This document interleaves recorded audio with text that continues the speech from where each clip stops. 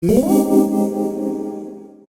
guys, what's up? It's Nicole, and today I have a very exciting recipe for you because I have made vegan cheese. I think that's very exciting. It's just really cool to watch something that was once a cashew that you put in a blender become a legit beautiful, tasty cheese. Like, it just makes you feel like a mad scientist, and it's really fun. And it's super simple. I thought making cheese was going to be really complicated and time consuming, but this was really easy to make and really, like I said, fun. And it also turned out beautifully. Like, it's definitely elegant enough to bring to any holiday party that you may be going to or hosting, but it's simple enough to have just for like a festive snack on like a night in while you're, binge watching YouTube videos and Netflix like we do. This would be perfect for that as well. So I hope that you guys will enjoy this recipe, and let's get started. So the basis of this vegan cheese is 3 cups of soaked cashews, and you can either soak the cashews overnight, or if you're short on time like I was, you can boil them, but this is going to ensure that they get nice and smooth and have a creamy cheese-like consistency. And then we're going to season that with some garlic powder, some onion powder, and some nutritional yeast, which is going to give it a nice cheesy and nutty flavor, and then also some dried rosemary. I add rosemary to pretty much everything this time of year. I think it's just such a quintessential like holiday and wintry flavor, so I add that to everything. And then I'm also adding some salt and pepper. I did about 10 grinds of each, but you can taste it later on and see if you want to add some more.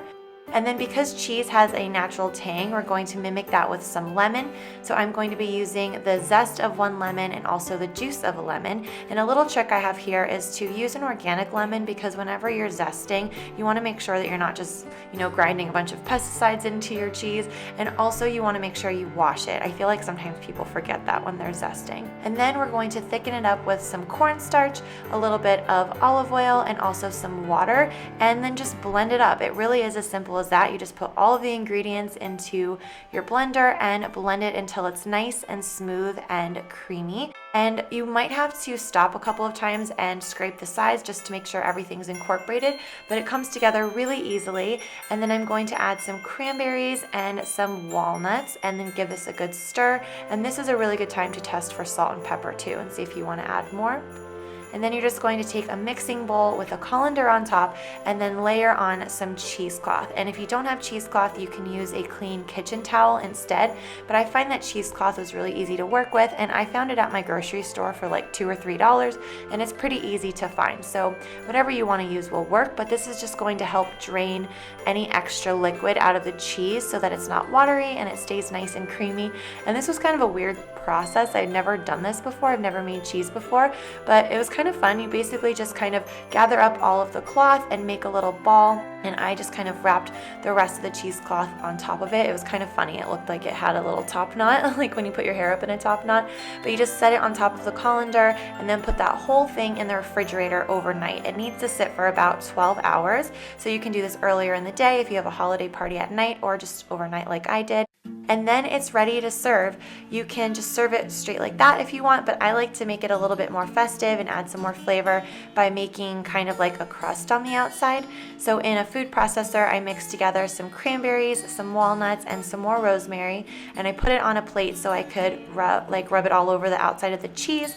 And as you can see, when you take it out after the 12 hours, only a little bit of water comes out. It's only like a tablespoon or so, but it makes a really big difference, and it kind of creates like a nice solid cheese, which is perfect for, crackers and bread and that kind of thing. So it's definitely an important step. And also letting the cheese sit ensures that all the flavors kind of like marinate and come together, and it just really makes sure you have a really like flavorful cheese. So it's an important step. Let it sit, let it drain, and then after that you kind of just coat it with all of the seasoning. And I like to serve it with toasted baguette and some vegan crackers and veggies. And another little trick that I have for whenever I make a cheese plate is I add some fresh herbs to the plate. It looks really pretty, it smells really nice, and it's just a really easy way to add a pop of color, which makes it look elegant. And yeah, this is pretty much ready to go. It is so good, and I'm so excited for you guys to try this.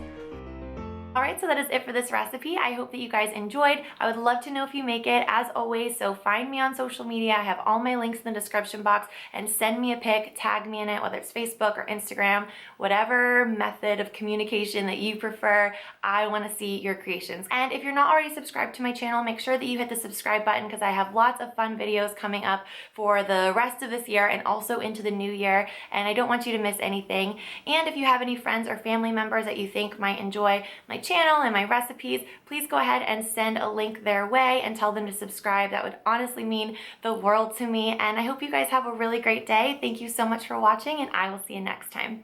Bye!